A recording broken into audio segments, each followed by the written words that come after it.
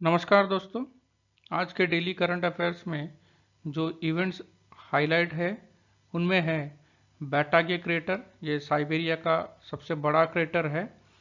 Waste Nile fever, Kerala में कुछ cases detect हुए हैं, उनके बारे में पढ़ेंगे। सिकल सेल डिसीज और उसमें जीन थेरेपी का यूज, इसको हाईलाइट करेंगे।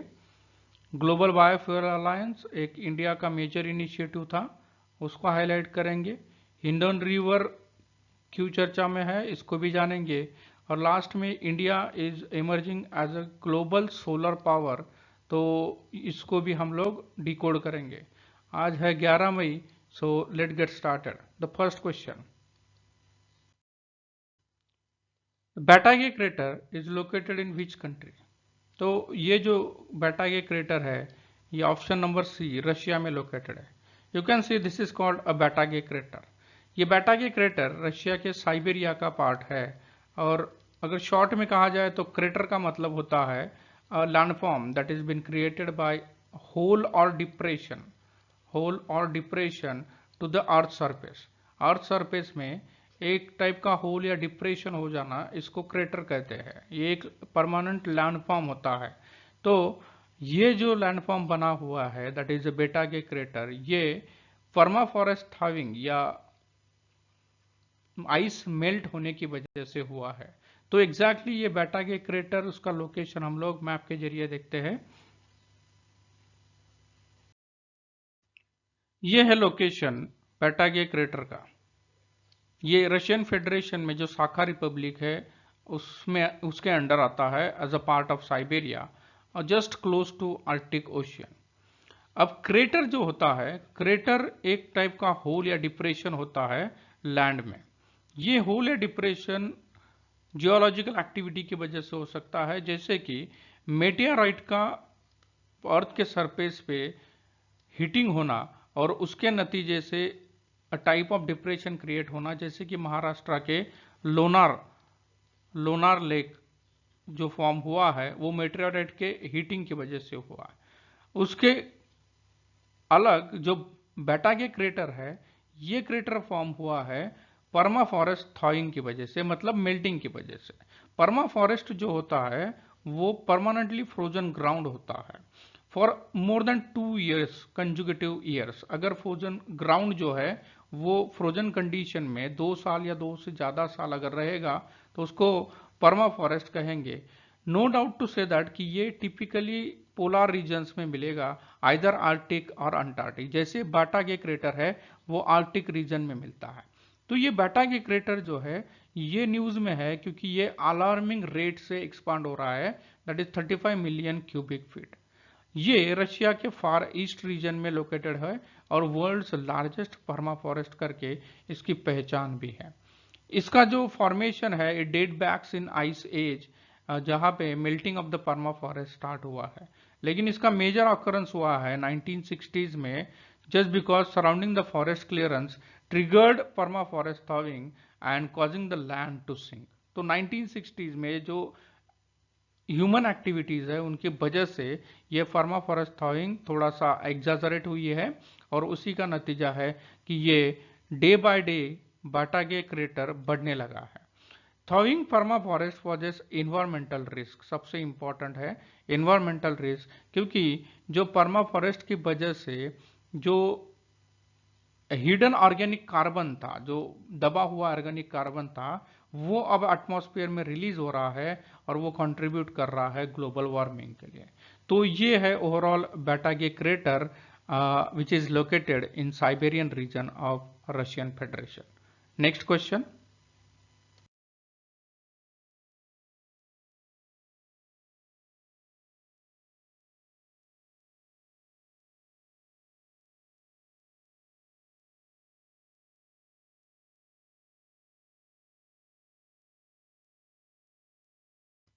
What is the primary objective of Global Biofuel Alliance, जिसको जीपीए भी कहा जाता है?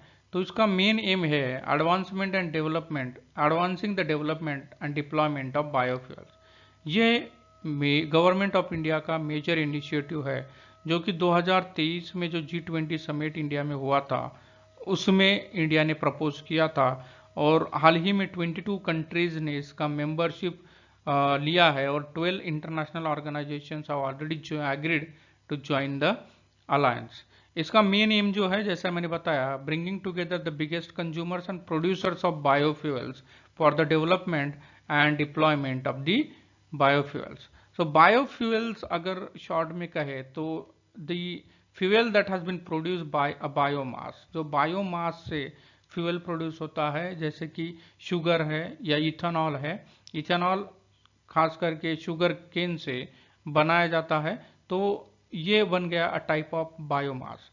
जो सबसे इंपॉर्टेंट बायोमास है, कॉमनली यूज है, उसमें बायो इथेनॉल और बायोडीजल। ब्राजील लार्जेस्ट प्रोड्यूसर है बायो इथेनॉल का, और ईयू इन कलेक्टिवली लार्जेस्ट प्रोड्यूसर है बायोडीजल का। तो इनके जो मेंबर कंट्रीज है उन पे अगर हम लोग देखें, so these are the 22 member countries: Argentina, Bangladesh, Brazil, Canada, Finland, Guyana, Iceland, India, Italy, Japan, Kenya, Mauritius, Paraguay, Philippines, Seychelles, Singapore, South Africa, Sri Lanka, Tanzania, UAE, Uganda और यूएसए। सो ये might be asked in your exam for a kind of member countries. Next question. Hindon river हाल ही में NGT that is national green Tribunal के वजह से फिर से चर्चा में है। तो ये primarily flow through which state? तो ये यूपी से जाती है, यूपी से होकर के नोएडा में ये यमुना रिवर को मिलती है, यमुना रिवर को मिलती है। बट ये हाईली इंडस्ट्रियल एरिया के से पास होती है। इसी का नतीजा है कि इसमें पोल्यूशन की लेवल बहुत ज़्यादा है। अब इसी का नतीजा है कि NGT that is national green tribunal recently asked UP pollution control board, Uttar Pradesh pollution control board, to submit the report on the action taken regarding the pollution of Hindon river. Hindon river के पोल्यूशन के अगेंस्ट आप लोगों ने क्या action लिया है, उसका report submit करो। ये पोल्यूशन कंट्रोल बोर्ड को कहा गया है। हिंडन रिवर ये यमुना की ट्रिब्यूटरी है और प्राइमरीली रेन फेड है, falls into Yamuna at Noida, और ये ओरिजिनेट होती है Shakumbhari Devi range that is lower Shivalik ranges जो है हिमालय के, उसमें ये ओरिजिनेट होती है at an Saharanpur district of UP. So this is Hindon river. अगर मैप में देखें तो ये है शिवालिक रेंजेस और वहां से ये रिवर ओरिजिनेट होती है।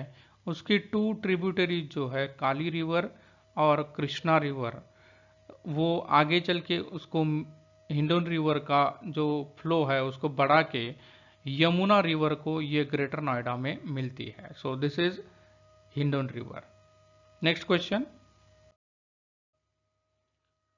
वेस्ट नाइल फीवर हाल ही में बहुत न्यूज में है क्योंकि केरला में कुछ केसेस डिटेक्ट हुए हैं। तो ये किसकी वजह से होता है? तो ये एक वायरल इन्फेक्शन है जो कि होता है West Nile virus that is WNV की वजह से। ये एक RNA वायरस है, single stranded RNA virus, transmitted to humans through the bite of an infected mosquito. उसमें भी क्यूलेक्स जीनस का जो मॉस्किटो है उसकी वजह से ये वेस्ट नाइल फीवर होता है। You can see it over here the transmission cycle. ये जो है ये एक्चुअल कैरियर है दैट इज इंसेक्ट, ये एक्चुअल कैरियर है और इसके लिए होस्ट है बर्ड्स, बर्ड्स होस्ट है, फिर ये बर्ड टू मॉस्किटो या मॉस्किटो टू बर्ड भी ट्रांसफर होता है, और to humans it is majorly been transmitted from mosquito to the humans और अदर एनिमल्स एज वेल। ये फ्लाविविराडी फैमिली जो है उसका मेंबर है this West Nile virus, Flaviviridae और virus family. It is first isolated in a woman in West Nile district of Uganda. Uganda का जो waste Nile district है उसमें 1937 में फर्स्ट टाइम ये आइसोलेट किया गया था और इसी का नतीजा है इसको वेस्ट नाइल वायरस और वेस्ट नाइल फीवर कहा जाता है। सिम्टम्स में देखें तो फीवर, हेडेक, टायर्डनेस, बॉडी एक, nausea, vomiting और skin rash. So this is West Nile fever. Next question. Question, India हाल ही में 2023 के आंकड़ों को अगर ध्यान दे तो considered as the largest producer of solar energy by ranking the third largest producer of solar energy. अगर फैक्ट्स में चले जाए तो इंडिया का जो major role as a solar energy, India has always supported the solar energy and that's why world's third largest producer अब India बन चुका है। उसने जापान को ओवरटेक करते हुए 2023 में थर्ड रैंक हासिल किया है। तो 113 बिलियन यूनिट्स जनरेट किया है इंडिया ने जापान के in comparison to Japan 110 billion units. No need to say that the China remains the leading producer followed by US, but सबसे इंपॉर्टेंट है India ranks 5th globally in the installed power capacity. Installed power capacity में 5th rank पे है, 73 gigawatt की energy create की जाती है, तो इंस्टॉल कैपेसिटी है। बट सबसे ड्रास्टिक जो कॉन्ट्रास्ट है वो ये है कि सोलर पावर इंडिया का 18% of the India's total installed electricity है, लेकिन जो पावर प्रोड्यूस की जाती है वो 66.66% है। ये एक गैप हाईलाइट करता है between the capacity and actual output, मतलब एक्चुअल आउटपुट कम है और इंस्टॉल्ड कैपेसिटी ज़्यादा है। ये इंडिया का कॉन्ट्रास्टिंग सिचुएशन है in case of solar energy. So these are some of the questions which are going to be the part of today's daily current affairs. I hope you like the video. If you are new, do not forget to subscribe the channel and comment your suggestions so that we can improve. We will meet again into the next session tomorrow. Till then, all of you take care and thank you for attending.